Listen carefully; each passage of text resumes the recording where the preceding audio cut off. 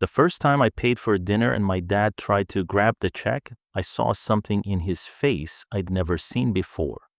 Not pride, something closer to being caught off guard by his own son. I didn't understand it then. I do now. My name is Emma. This is Money with Emma. And today isn't about how to build wealth. It's about something nobody prepares you for once you do. What happens when you quietly out-earn the person who raised you? My dad worked the same job for almost 30 years. Steady, careful, never reckless with money, but never far ahead of it either. He taught me how to budget before I understood what budgeting even meant. Everything I know about money in some way traces back to him, which is what made it strange when, somewhere around my early 30s, my income passed his. Not by a small amount, by a lot.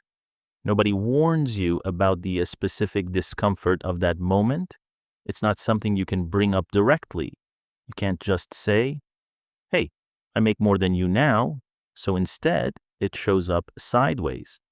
In who reaches for the check first, in how a conversation about a car repair suddenly feels loaded because you both know you could cover it without blinking, and you're both pretending you don't know that. I started helping quietly, small things at first, covering a bill here, sending something for a birthday that was a little more than usual.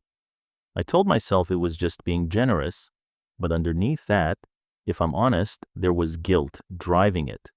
A feeling that I somehow owed a correction for surpassing someone who had given me everything he had. Here's what I didn't expect. The help didn't just ease the guilt, it created a new kind of tension I hadn't accounted for. My dad, a proud man who'd spent decades providing, was suddenly on the other side of that dynamic. Some months, he'd wave it off entirely, insist he didn't need it. Other times, I could see him quietly wrestling with accepting money from his own son. Neither of us ever said it directly, but the roles had shifted, and neither of us fully knew what to do with that. I've talked to other people since who've lived a version of this same thing. The guilt of surpassing a parent isn't really about the money itself. It's about what money represents. Decades of their sacrifice, their limits, their version of doing everything right within the constraints they had. When you exceed that, some part of you feels like you're quietly saying, their effort wasn't enough, even though it's not true, even though their effort is exactly what made your version possible in the first place. What I've slowly learned is that helping out of guilt and helping out of genuine care are different things.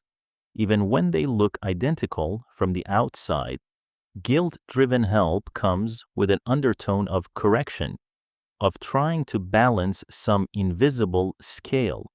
Care-driven help just comes from wanting someone you love to have an easier time.